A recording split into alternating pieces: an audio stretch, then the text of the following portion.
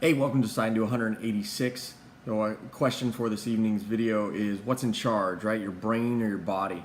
The reason I'm asking is because obviously earlier, I did my video earlier. Mentally, I decided that I wasn't going to do anything today, and I was okay with that. But it's more in the fact of like when you're working out or when you're trying to do something that is physically straining on yourself. What makes you keep going? And a lot of people are like, oh well, your brain will quit on you before your body will, and I agree, because your brain is what's making those decisions. In your mind, you're making the decisions to quit. The pain is always going to be there. The body pain is going to be there. If you're doing something that is really intensive, but the brain is going to stop before your body does, unless you have some type of weird injury or something like that. Your body just shuts down on you altogether. So when you look at that, you have to understand, that your brain's in charge most of the time, and you have to know how far you can push your body overall before your body takes it into its own hands and kind of shuts down on you. So let's say you're doing a type of a challenge, you're doing some type of workout, you have to know what your limits are. So you go into it like tomorrow. If I was to go ahead and say, you know what, I've never trained for a marathon, but I'm going to run a marathon. Well, mentally, I'm probably making a dumb decision in the first place, but could I do it? Who's to say? I have no idea. I've never tried it, and I'm not just going to start off with trying to run a marathon. But how do you get there, right? So you train your body, you get your body working towards that goal. You start off small, but you start, right? You start off and you keep going and going and going until eventually you run that marathon.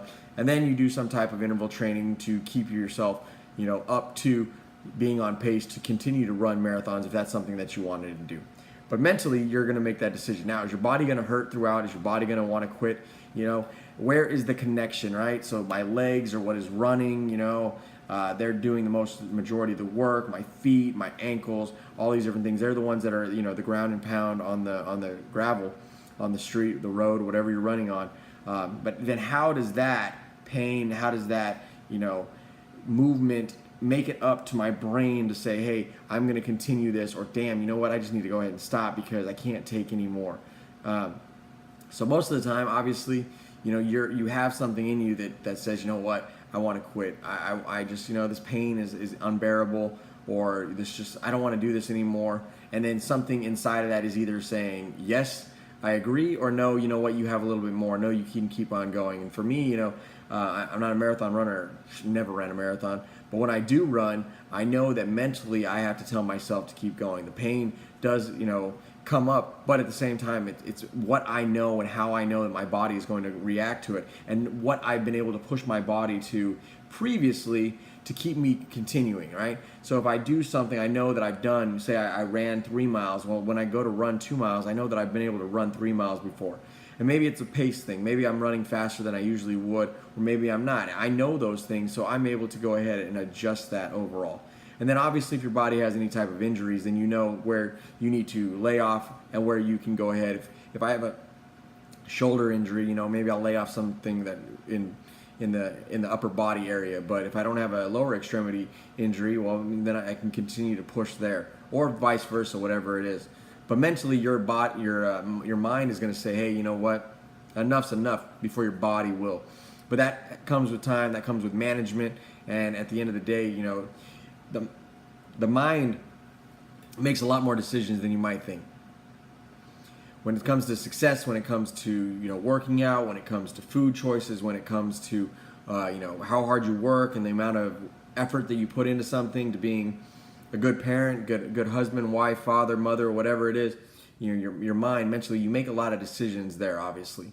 And some people think that some things just come naturally. Working out for some individuals just comes naturally, and it might, but at the same time, for the majority of individuals, it's a mindset. It's that mental, decision that you're making. So when we look at, who's in charge and what is in charge, I'm going to say your brain is in charge 9 times out of 10 when it comes to doing most things. You can throw in there, well, your heart also is in charge and all that. I'm not disagreeing, but still your feelings that you have still go through some type of mental cycle where you are making a decision at the end of the day, and that is something that is going through the brain even when there is emotion involved. So Hey, at the end of the day, look, you have to have a strong brain. You have to have a strong mindset because no matter what, at the end of the day, if you don't, you're not going to be able to have a strong body. You're not going to be able to have a strong heart, strong, decision-making ability or skills overall. So whenever you're doing something and however you're doing it, just know that you don't know everything when it comes to, I won't say you don't know everything. I'm going to say your mind is going to be the decision maker when it comes to what you do and what you do not know and how you can or can't go or what you can do or cannot do anymore. So don't automatically think, well, I just can't do this and I can't do that and I can't do it. Because if you do that and you say that mentally, you say that up here, you're not going to be able to. You say you can't run a mile, well, you're not going to be able to run a mile. And it has nothing to do with the body because mentally you've already made that decision overall. So think about that overall. Appreciate you watching, deciding to 186. Until my next video, talk to you then.